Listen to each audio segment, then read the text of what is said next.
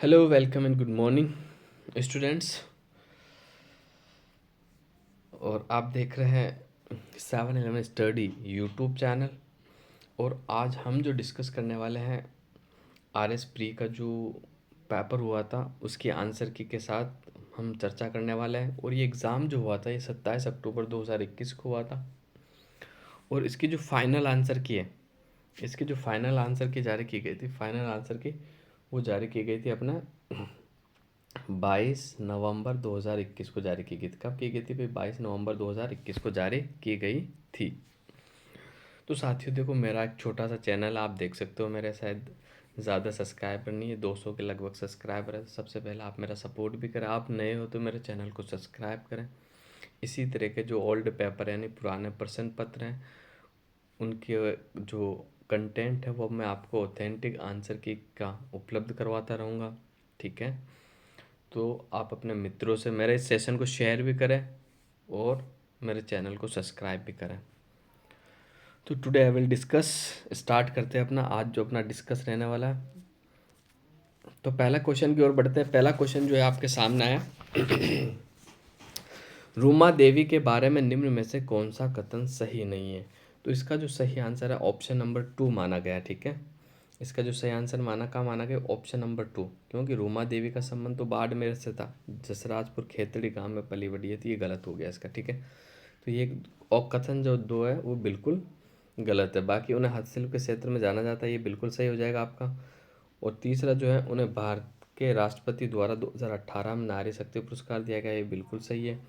और उन्होंने हजारों महिलाओं को रोजगार बढ़ावा देने के लिए अहम भूमिका निभाई है। और अभी हाल ही में जो नारी शक्ति पुरस्कार मिला वो बतुल बेगम को मिला, और बतुल बेगम का जो संबंध है वो जयपुर से है। नेक्स्ट आगे चलते हैं, अगले क्वेश्चन की ओर बढ़ते हैं। अगला क्वेश्चन क्या अपना, पखना जी, संत दास जी, जगन्नाथ दास जी, माधो दास जी नामक संतों का जो का संबंध निम्नलिखित में से किस संप्रदाय के साथ था? तो इसका जो सही आंसर हो जाएगा ऑप्शन नंबर 1 हो जाएगा। ठीक है, दादू पंथ से था। किससे था? दादू पंथ से था। ठीक है, ऑप्शन नंबर 1 बिल्कुल सही आंसर हो जाएगा। अगला क्वेश्चन की ओर बढ़ते हैं।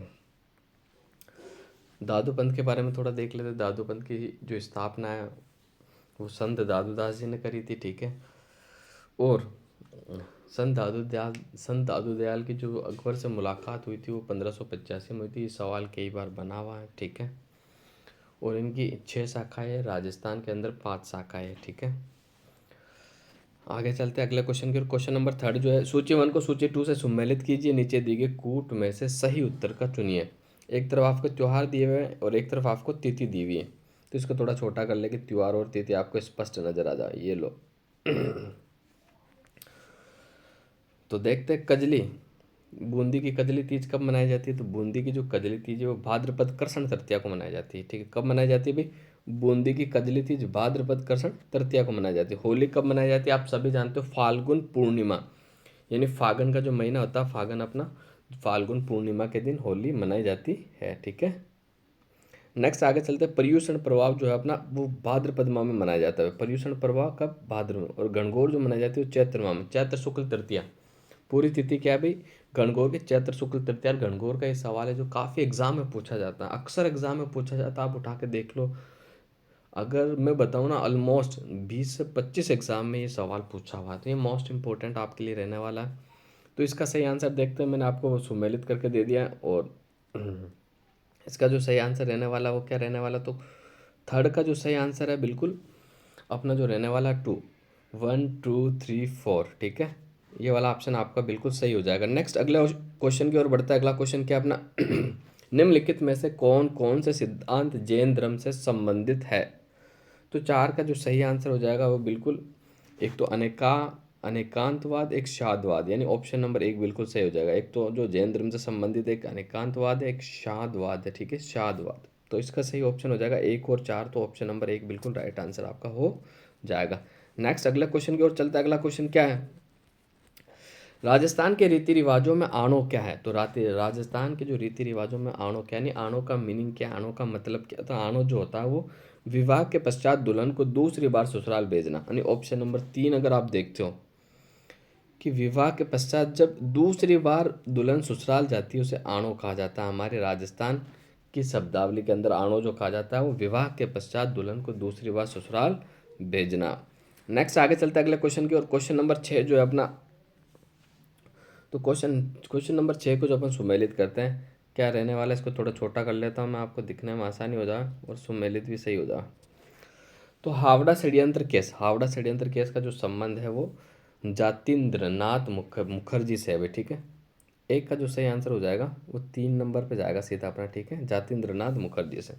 और लाहौर षड्यंत्र केस का जो संबंध है वो राजगुरु से है भाई, लाहौर षड्यंत्र केस का संबंध राजगुरु से है। दिल्ली षड्यंत्र केस का जो संबंध है वो मास्टर अमीर चंद से है भाई, दिल्ली षड्यंत्र केस मास्टर अमीर चंद से, ठीक है। और अलीपुर षड्यंत्र केस का जो संबंध है वो अरविंद घोष से है। तो इसका अपन देखते हैं 3-4-1-2 का लिखा हुआ 3-4-1-2, ऑप्शन नंबर 3 में देखो आप, ऑप्शन नंबर 3 में लिखा हुआ 4-3-4-1-2 आपका बिल्कुल ऑप्शन नंबर 3 आपका बिल्कुल सही आंसर होगा। नेक्स्ट अगले क्वेश्चन की ओर चलता है। अगला क्वेश्चन क्या है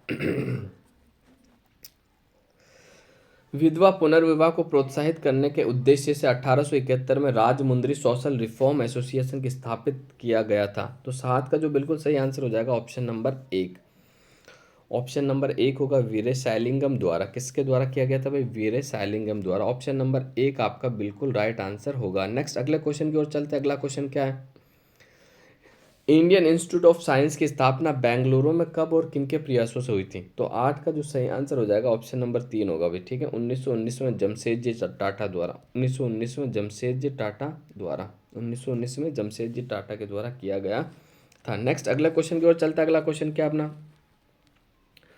तो क्वेश्चन नंबर 9, उस क्रांतिकारी महिला का नाम बताइए जिसने बिजोलिया किसान आंदोलन में भाग लिया और उसे गिरफ्तार किया गया तथा 1930 के सत्याग्रह और 1932 के सविनय अवज्ञा आंदोलन में भाग लिया और जेल गई। तो क्वेश्चन नंबर 9 का जो बिल्कुल सही आंसर है वो रमा देवी है। क्या है, ऑप्शन नंबर 1 बिल्कुल आपका सही हो जाएगा, ठीक है। इन्होंने बिजोलिया किसान आंदोलन में भाग भी लिया, तब गिरफ्तार कर लिया गया इन्हें। 1930 के सत्याग्रह और 1932 के सविनय अवज्ञा आंदोलन में भाग लिया था रमा देवी ने। नेक्स्ट अगले क्वेश्चन की ओर बढ़ते हैं। अगला क्वेश्चन अपना सुमेलित करने वाला है, थोड़ा सा छोटा कर लिया जाए, इसको अच्छे से सुमेलित हो जाए। सूची 1 को सूची 2 से सुमेलित कीजिए और नीचे दिए गए कूट को में से सही उत्तर का चुनाव करना। भाई कौन से उत्तर का चुनाव करना, अपने को सही उत्तर का चुनाव करना है। तो 10 का अपन जो देखते हैं सबसे पहला क्या रहने वाला अपना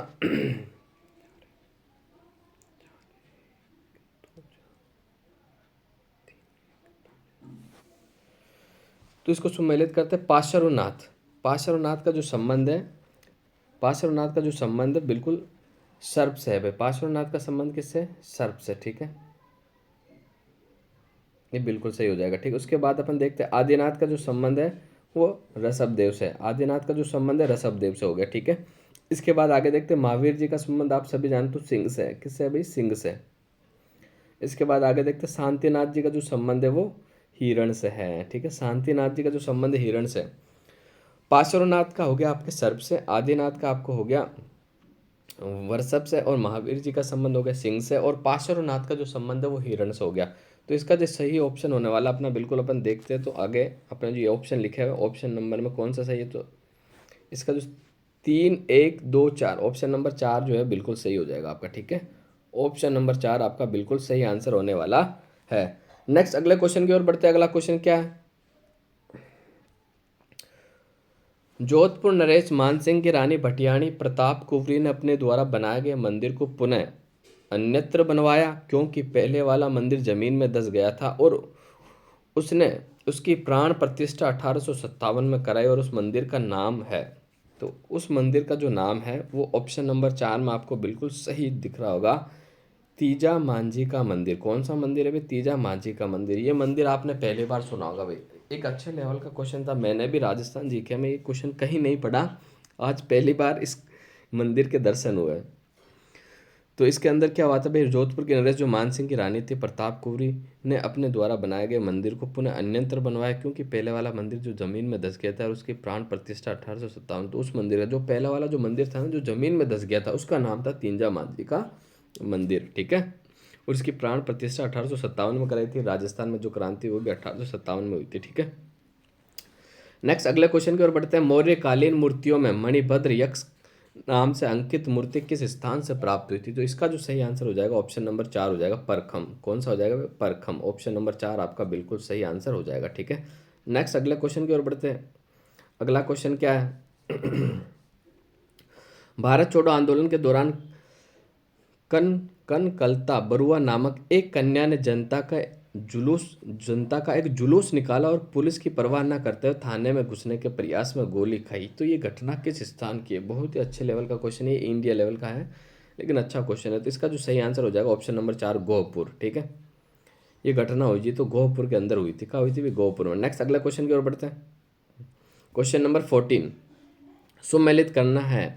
निम्नलिखित में से कौन सा युग्म सुमेलित नहीं है? ठीक है, क्या पूछा भाई? सुमेलित नहीं है वो बताना आपको। ठीक है, सुमेलित नहीं है तो भाषा भूषण महाराज जसवंत सिंह सुमेलित है। रणमल छंद श्रीधर व्यास ये भी सुमेलित है।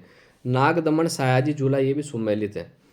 नेत्रंग सवाई प्रताप सिंह, ये सवाई प्रताप सिंह नहीं है नेत्रंग, ये भरतपुर के जो प्रताप सिंह थे ना उनकी किताब है। तो केवल प्रताप सिंह की किताब है ना कि सवाई प्रताप सिंह की। तो इसका जो सही आंसर हो जाएगा बिल्कुल 14 का जो सही आंसर हो जाएगा 1 नंबर, ये सही सुमेलित नहीं है। ठीक है, ओ ए वाला जो ऑप्शन है अपना बिल्कुल सही सुमेलित नहीं। नेक्स्ट अगले क्वेश्चन की ओर बढ़ते हैं। सूची 1 को सूची 2 से सुमेलित करना। तो देखो इसमें जो होता है आपको पहले वो सुमेलित कर लो आप। जैसे इक्षु, इक्षु क्या होता है भाई? इक्षु होता है अपना गन्ना होता है, आप सभी जानते हैं। तो गन्ने से मिला दिया मैंने। यव यानी जो होता है आपका, तो मैंने जो से मिला दिया। ठीक है, मुदग यानी मूंग हो गया आपका, इसको मैंने इसके मिलाया। बचा क्या आपका? चावल। चावल को क्या कहते हैं? व्रीहि। क्या कहते हैं? व्रीहि, व्रीहि। ठीक है, तो ये मैंने आपको सुमेलित कर दिया। और इसका सही आंसर अपन चेक कर लेते हैं। सही आंसर क्या है? जो 15 का बिल्कुल सही आंसर होने वाला वो ऑप्शन नंबर 4 आपका बिल्कुल राइट आंसर हो जाएगा। ठीक है, नेक्स्ट अगले क्वेश्चन की ओर बढ़ते हैं। बयाना दुर्ग में स्थित वरिक विष्णुवर्धन विजय स्तंभ किस काल का माना जाता है? तो क्वेश्चन नंबर 16 का जो बिल्कुल राइट आंसर होने वाला वो ऑप्शन नंबर 4 होगा आपका, गुप्त काल। कौन सा आंसर होगा भाई? गुप्त काल। ऑप्शन नंबर 4 आपका बिल्कुल राइट आंसर हो जाएगा। ठीक है, ऑप्शन नंबर 4 आपका बिल्कुल राइट आंसर हो जाएगा। ठीक है, नेक्स्ट अगले क्वेश्चन की ओर बढ़ते हैं। अगला क्वेश्चन क्या अपना? अगला क्वेश्चन जो है अपना, अगला क्वेश्चन देखते हैं अपन। क्वेश्चन नंबर 17 की बात करते हैं। आहड़ सभ्यता के बारे में निम्न कथनों पर विचार कीजिए। तो आपके सामने 4 कथन है, उन कथनों के ऊपर आपको विचार करना है। तो देखते हैं कौन कौन से कथन है। पहला कथन जो है, आहड़वासी तांबा गलाना जानते थे। दूसरा कथन जो है, ये लोग चावल से परिचित नहीं थे। तीसरा कथन, धातु का काम आहड़वासी की अर्थव्यवस्था का एक साधन था। और चौथा जो ऑप्शन है, यहाँ के काले लाल रंग के मृदबांड मिले जिन पर सामान्यतः सफेद रंग की जामती आकृतियां उकेरी गई है। तो 17 का जो सही आंसर हो जाएगा बिल्कुल ऑप्शन नंबर 1 फाइनल आंसर के अनुसार सही जो माना गया, ऑप्शन नंबर 1 को सही माना गया। ठीक है, ए भी सही है, सी भी सही है, डी भी सही है, लेकिन ये बी वाला जो है ये सही नहीं था कि ये लोग चावल से परिचित नहीं थे। क्योंकि आहड़ से तो चावल के साक्ष्य मिलेगी। ये लोग आहड़ वाले जो लोग थे, आहड़ सभ्यता के लोग, वो चावल से परिचित थे। तो इसका जो सही आंसर हो जाएगा बी वाला गलत हुआ, बाकी सारे ए सी डी, ऑप्शन नंबर 1 आपका बिल्कुल सही आंसर हो जाएगा। नेक्स्ट अगले क्वेश्चन की ओर बढ़ता है। अगला क्वेश्चन क्या है? सेंट्रल इलेक्ट्रोकेमिकल रिसर्च इंस्टीट्यूट की स्थापना अलगप्पा चेटियार, डॉक्टर शांति स्वरूप भटनागर, पंडित जवाहरलाल नेहरू के प्रयासों से कहाँ और कब की गई? तो 18 का जो बिल्कुल सही आंसर होने वाला ऑप्शन नंबर 2 बिल्कुल सही आंसर होना है, कराईकुड़ी 1953। ठीक है, ऑप्शन नंबर 2 आपका बिल्कुल सही हो जाएगा, कराईकुड़ी 1953 के अंदर किया गया था। ठीक है, नेक्स्ट अगले क्वेश्चन की ओर बढ़ते हैं। अगले क्वेश्चन क्या अपना?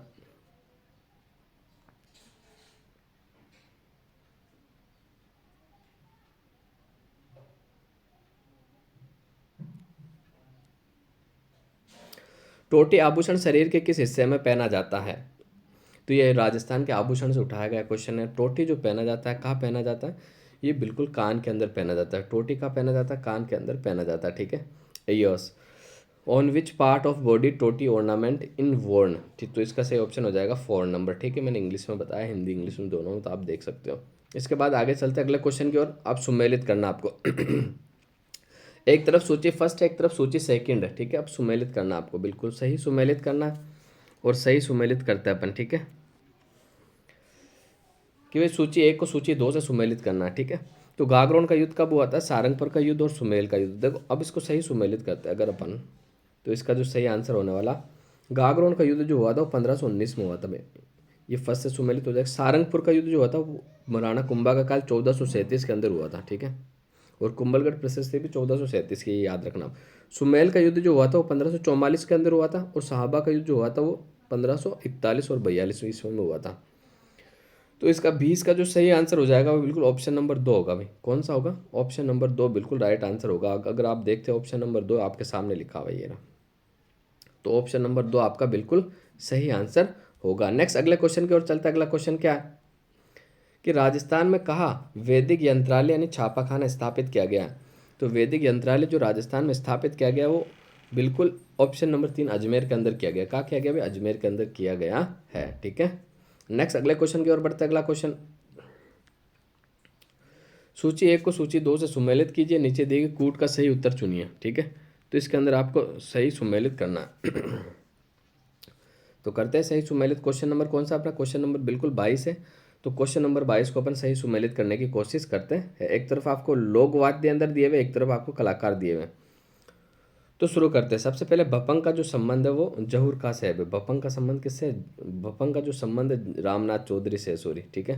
भपंग का भपंग के जो जादूगर है वो तो सिद्दीक खां है ना। भपंग के जो जादूगर है वो कौन है? ठीक है ना। ना पहले अपन जो जानते हैं वो कर लो। जैसे खड़ताल के जादूगर सिद्दीक खां हो गए अपने। खड़ताल के जादूगर कौन हो गए?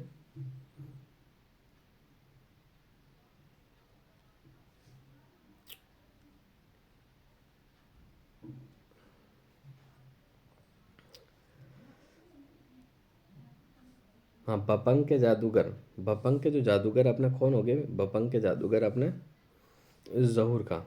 भपंग के जादूगर हो गया अपने जहूर का। ऑप्शन नंबर 2 सही हो जाएगा, ठीक है।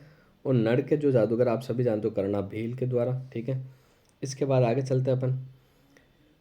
और सी अल अलगोजा। अलगोजा के जो जादूगर है वो रामनाथ चौधरी है भाई। अलगोजा के जो जादूगर है कौन है? रामनाथ चौधरी अलगोजा के जादूगर हो जाएंगे, ठीक है।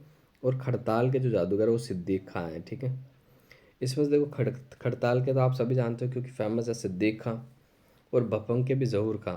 और नड़ के अलगोजा हो गए। और नड़ के जो हो गए वो कौन हो गए? करना भील। और अलगोजा के जो हो गए, अलगोजा के जो अपना है वो रामनारायण चौधरी हो गए, ठीक है। इसका सही है वो जो उत्तर होगा वो ऑप्शन नंबर 1 आपके सामने लिखा हुआ। अगले क्वेश्चन की ओर बढ़ते हैं। अगला क्वेश्चन क्या है? निम्न कथनों पर विचार कीजिए और दिए गए कूट का प्रयोग करते हुए सही उत्तर का चयन करना आपको, ठीक है। तो क्वेश्चन नंबर 23 का जो सही आंसर होने वाला वो बिल्कुल ये दोनों कथन या तीनों कथन सही है। तो कथन देखते हैं क्या है। पहला कथन है विजयनगर के शासक कृष्ण देवराय ने अमुक्ता माल्य ग्रंथ की रचना की।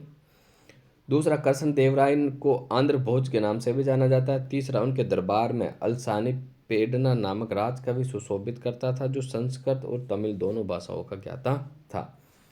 तो 23 का जो बिल्कुल सही आंसर होने वाला वो कथन नंबर 1 और 2, यानी कथन 1 और 2, यानी ऑप्शन नंबर 3 आपका बिल्कुल सही हो जाएगा। यानी कथन 1 भी सही है, कथन 2 दोनों सही है, कथन 3 जो है वो सही नहीं है। तो इसका जो सही उत्तर हो जाएगा ऑप्शन नंबर 3 बिल्कुल राइट आंसर हो जाएगा। अगले क्वेश्चन की ओर बढ़ते हैं।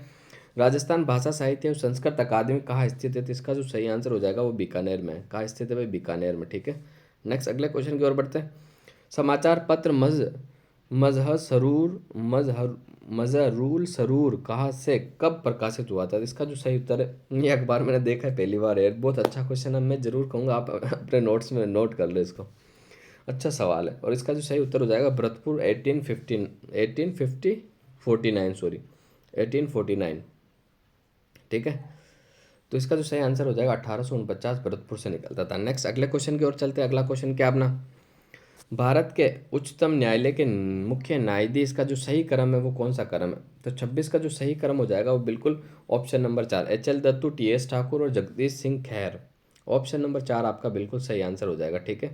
H L Dattu, T S Thakur और जगदीश सिंह खैर, जगदीश सिंह खैर, जगदीश सिंह खैर, जगदीश सिंह खैर, जगदीश सिंह खैर, जगदीश सिंह खैर। तो ये जो सही हो गया अपना। अब 27 के आगे चलते हैं अपन। क्वेश्चन नंबर 27 देखते हैं। 27 में क्या कहता है? तो 27 जो कहता है अपना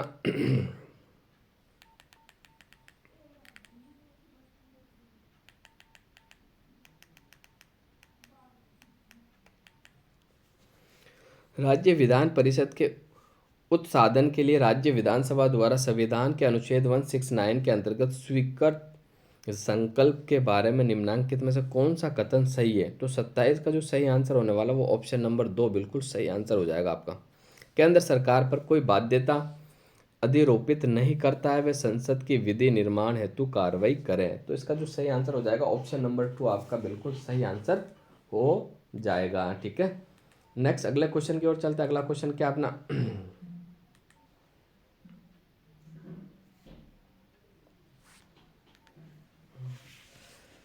क्वेश्चन नंबर 28 की ओर बढ़ते हैं। 28 नंबर क्वेश्चन क्या है बिल्कुल देखते हैं। 28 नंबर क्वेश्चन, राजस्थान विधानसभा की प्रक्रिया तथा कार्य संचालन संबंधी नियमों के अनुसार निम्नांकित में से कौन से विभाग में के प्राक्कलन प्राक्कलन और प्राक्कलन समिति के नियंत्रणाधीन नहीं है? तो 28 का जो बिल्कुल सही आंसर होने वाला वो ऑप्शन नंबर 2 होने वाला। ठीक है, गृह विभाग क्या हो जाएगा भाई? ऑप्शन नंबर 2 गृह विभाग इसका सही आंसर हो जाएगा। राजस्थान लोकसभा आयोग अपने कार्यों का वार्षिक प्रतिवेदन प्रस्तुत करता है, तो इसका जो सही आंसर हो जाएगा 29 का बिल्कुल ऑप्शन नंबर 3 बिल्कुल सही हो जाएगा, राज्यपाल के समक्ष प्रस्तुत करता है। ठीक है, नेक्स्ट अगले क्वेश्चन की ओर बढ़ते हैं। अगला क्वेश्चन क्या, राजस्थान नगरपालिका अधिनियम 2009 के प्रावधानों के अनुसार राज्य सरकार द्वारा नगर परिषद में अधिकतम कितने व्यक्तियों के नाम निर्दिष्ट किए जा सकते हैं? 30 का जो सही आंसर हो जाएगा वो ऑप्शन नंबर 3 होगा, 8 व्यक्तियों के नाम निर्दिष्ट किए जा सकते हैं। कितने? 8 व्यक्तियों के नाम निर्दिष्ट किए जा सकते हैं। नेक्स्ट अगले क्वेश्चन की ओर बढ़ते हैं। अगला क्वेश्चन क्या है, निम्नलिखित में से नागरिक अधिकार पत्र के मूल तत्व में कौन सम्मिलित नहीं है? तो 31 का जो सही आंसर हो जाएगा वो ऑप्शन नंबर 4 होगा, अभिकरण के कार्य के निरीक्षण के प्रावधान ये शामिल नहीं है। ठीक है, ऑप्शन नंबर 4 ये शामिल नहीं है, बाकी तीनों शामिल है। नेक्स्ट अपना अगले क्वेश्चन की ओर बढ़ता है। अगला क्वेश्चन क्या है, राजस्थान प्रशासनिक सेवा अधिकारियों को पहली बार जिला कलेक्टर के रूप में पद स्थापना निम्नांकित में से किस वर्ष की गई थी? तो 32 का जो बिल्कुल सही आंसर है ऑप्शन नंबर 3 2009 से। ठीक है, राजस्थान के जो प्रशासनिक अधिकारी हैं उनको पहली बार जिला कलेक्टर के रूप में जो पद स्थापना की गई थी वो कब की गई थी? कब की गई थी? 2009 के अंदर की गई थी। 2009 के अंदर की गई थी। 2009 के अंदर की गई थी। ठीक है, नेक्स्ट चलते हैं अगले क्वेश्चन की ओर। अगला क्वेश्चन क्या अपना, राजस्थान के निम्नांकित मुख्यमंत्रियों में से कौन लोकसभा के सदस्य नहीं रहे हैं? ठीक है, 33 का जो सही आंसर है अपन देखते हैं। पहले 4 हरिदेव जोशी, भैरू सिंह शेखावत, टीकाराम पालीवाल और बरकतुल्ला खान। तो इनमें से लोकसभा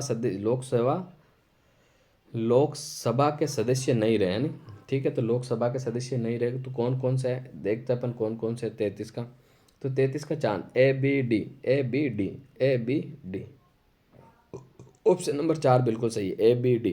ठीक है, टीकाराम पालीवाल जो है वो लोकसभा का सदस्य रहे हैं। ये टीकाराम पालीवाल लोकसभा का सदस्य रहे। ये 3 जो है हरिदेव जोशी, भैरू सिंह शेखावत और बरकतुल्ला खान ये लोकसभा का सदस्य नहीं रहे, तो ऑप्शन नंबर 4 बिल्कुल सही है। नेक्स्ट अगले क्वेश्चन की ओर बढ़ते हैं। अगला क्वेश्चन क्या, निम्नांकित में से कौन राजस्थान राज्य के मानव अधिकार आयोग के अध्यक्ष पद पर नियुक्ति हेतु अधिकृत है?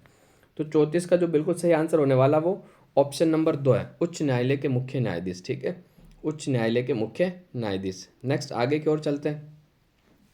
राजस्थान पंचायती राज अधिनियम 1994 में किस धारा को संशोधित कर ग्राम सेवक के स्थान पर ग्राम विकास अधिकारी की अभिव्यक्ति को प्रतिस्थापित किया गया था? बहुत अच्छे लेवल का क्वेश्चन है। 35 का अगर उत्तर की ओर चलते हैं तो ऑप्शन नंबर 2 धारा जो थी वो 89 धारा थी। कौन सी थी भी?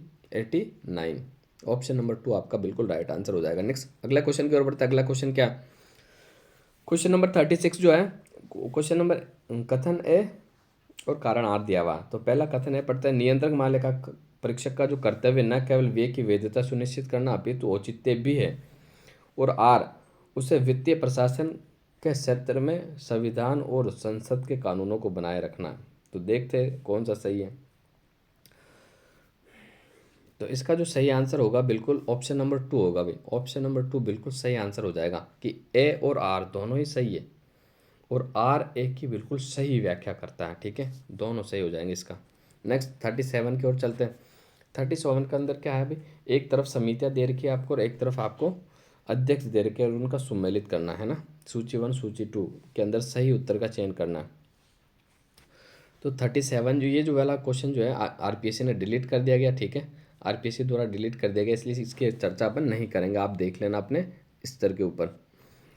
38 है, 38 वाला जो क्वेश्चन है इसे भी भाई आरपीएससी ने डिलीट कर दिया। 38 वाला क्वेश्चन भी आरपीएससी द्वारा डिलीट कर दिया गया, ये भी आप अपने स्तर पर चेक कर लेंगे, ठीक है। नेक्स्ट अगले क्वेश्चन की ओर चलते हैं हम। हाँ 39, भारत के संविधान के अनुच्छेद 103 के तहत राष्ट्रपति लोकसभा के सदस्यों की निर्भरताओं से संबंधित किसी भी प्रश्न का कोई निर्णय देने से पूर्व निम्नलिखित में से किसकी राय लेगा। तो 39 का जो सही आंसर है वो ऑप्शन नंबर 2 है, ठीक है। निर्वाचन आयोग किसकी सहायता लेगा भाई, निर्वाचन आयोग की सहायता लेगा, ठीक है। ऑप्शन नंबर 2 आपका बिल्कुल सही आंसर है। नेक्स्ट अगले क्वेश्चन की ओर बढ़ते हैं। अगला क्वेश्चन क्या अपना, अगला क्वेश्चन नंबर का हो जाएगा अपना 40। कौन से नंबर का होगा, 40 नंबर, ठीक है।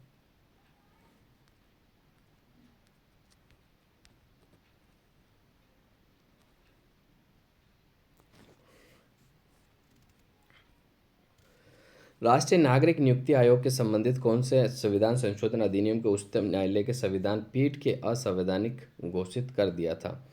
तो 40 का जो सही आंसर हो जाएगा बिल्कुल ऑप्शन नंबर 3 होगा, 99वां संविधान संशोधन, ठीक है। कौन सा संविधान संशोधन रहा, 99वां संविधान संशोधन। नेक्स्ट अगले क्वेश्चन की ओर चलते हैं।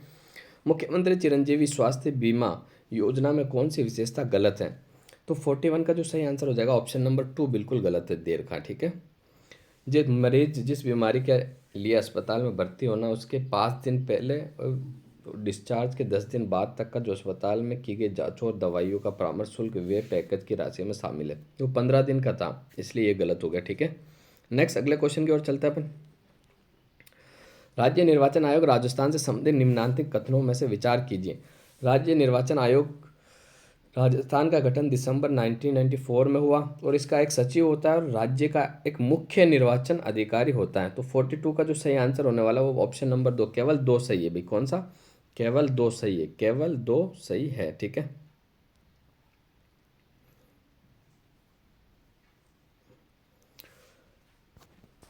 नेक्स्ट अगले क्वेश्चन की ओर बढ़ते। अगला क्वेश्चन क्या है, राजस्थान सरकार द्वारा भी हाल ही में घोषित उड़ान योजना में गलत विशेषता को चिन्हित कीजिए। तो 43 ये वाला क्वेश्चन जो था आरपीएससी द्वारा डिलीट कर दिया गया है, तो इसे आप अपने स्तर पर चेक कर लें। 44 विशाखा और अन्य बनाम राजस्थान राज्य अन्य मुकदमा संबंधित है, यानी इसका संबंध किससे था भाई, विशाखा एवं अन्य बनाम राजस्थान राज्य व अन्य मुकदमा संबंधित है। तो 44 का जो संबंध है वो बिल्कुल कार्यस्थल पर महिलाओं के यौन उत्पीड़न की रोकथाम से, ठीक है। कार्यस्थल पर महिलाओं के यौन उत्पीड़न के रोकथाम से इसका संबंध था। क्वेश्चन नंबर 45 गुरुमुख निहाल सिंह राजस्थान के प्रथम राज्यपाल नियुक्त किए गए थे। तो 45 का जो सही आंसर हो जाएगा ऑप्शन नंबर 2, 25 अक्टूबर 1956, 25 अक्टूबर 1956 को किए गए थे, ठीक है। जबकि हालांकि मैंने दिया था तो मैं 1 नवंबर करके आ गया था, ये क्वेश्चन मेरा गलत हो गया था, ठीक है। अक्सर आप गाइड में देखोगे तो ये लिखा हुआ है, इस पर फिर थोड़ा विवाद भी हुआ था, लेकिन आरपीएससी ने फाइनल जो आंसर माना वो ऑप्शन नंबर 2 को ही माना, ठीक है, 25 अक्टूबर 1956 को। नेक्स्ट आगे चलते अगले क्वेश्चन की ओर। संविधान के मूल कर्तव्यों में जिसकी सिफारिश सम्मिलित किया गया है वह है। तो 46 का जो सही आंसर हो जाएगा वो बिल्कुल 1 नंबर होगा भाई, स्वर्ण सिंह समिति। कौन सी समिति, स्वर्ण सिंह समिति, ऑप्शन नंबर 1 बिल्कुल राइट आंसर हो जाएगा। नेक्स्ट चलते हैं अगले क्वेश्चन की ओर। राजस्थान उच्च न्यायालय के निम्नांकित न्यायाधीशों में से कौन राजस्थान सरकार के राज्य मंत्री के पद पर आसीन रहे। तो 47 का जो सही आंसर हो जाएगा option number 3, justice Farooq Hasan, ये सही आंसर है, जस्टिस फारूक हुसैन। जस्टिस फारूक हसन जो है ये राज्य मंत्री के पद पर भी आसीन रहे थे। नेक्स्ट अगले क्वेश्चन की ओर चलते हैं अपन। 48 भारत के संविधान में वर्णित नीति निर्देशक तत्वों में सुमेलित युग्म को पहचानिए। जो सुमेलित है उसी को पहचानना, ठीक है। बाकी 3 गलत दिए हुए, 1 सही दिया हुआ है। तो 48 का जो सही आंसर हो जाएगा वो ऑप्शन नंबर 4 होगा, पुरुष और स्त्रियों दोनों को समान कार्य के लिए समान वेतन अनुच्छेद नंबर 39 में, ठीक है। तो ऑप्शन नंबर 4 ये सुमेलित है, बाकी सारे गलत सुमेलित है, ठीक है। नेक्स्ट अगले क्वेश्चन की ओर चलते हैं। निम्नलिखित में से किसने कहा था कि एक संविधान एक मशीन की तरह बेजान चीज है, इसमें वे लोग जीवन फूंकते हैं जो इसको नियंत्रण करते हैं। भारत में बस कुछ ईमानदार लोगों की आवश्यकता है जिनके लिए राष्ट्रहित ही सर्वोपरि है, राष्ट्रहित ही सर्वोपरि है। तो 49 का जो सही आंसर होने वाला वो ऑप्शन नंबर 1 होने वाला, डॉक्टर राजेंद्र प्रसाद। इसका जो सही आंसर क्या हो जाएगा भाई, डॉक्टर राजेंद्र प्रसाद बिल्कुल सही आंसर हो जाएगा, ठीक है। नेक्स्ट अगले क्वेश्चन की ओर बढ़ता है। अगला क्वेश्चन क्या अपना, तो क्वेश्चन नंबर 50 जो है, सूचना का अधिकार और अधिनियम के उद्देश्यों से संबंध में निम्नांकित में से कौन सा सही नहीं है। तो इसका देखते हैं। इसका जो 50 का जो सही आंसर हो जाएगा ऑप्शन नंबर 3 बिल्कुल सही होगा। समाज के महिलाओं और कमजोर तबकों के वर्गों को सशक्त करने के लिए काम करना, तो ऑप्शन नंबर 3 जो है वो बिल्कुल सही आंसर हो जाएगा आपका। ठीक है, ऑप्शन नंबर 3 आपका बिल्कुल राइट आंसर होगा। अब क्वेश्चन नंबर 51 से 100 तक जो है राजस्थान जीके के क्वेश्चन आएंगे, तो इसी का सेकंड पार्ट लेके मैं आपके सामने फिर आपसे रूबरू होऊंगा। तो आज का वीडियो यही समाप्त करते हैं। ठीक है, और अभी हाल ही के अंदर जो EORO एग्ज़ाम्स है, एग्जीक्यूटिव ऑफिसर और रेवेन्यू ऑफिसर का जो एग्ज़ाम है, उसके लिए ये क्वेश्चन जो है मोस्ट इंपॉर्टेंट रहने वाला है। और आप इस सेशन को अपने मित्रों से शेयर भी कर दीजिएगा। और आप अगर मेरे चैनल पर नए हो तो मेरे चैनल को ज़रूर सब्सक्राइब करें। तो आज का सेशन यही समाप्त करते हैं गाइस। आप सभी का धन्यवाद।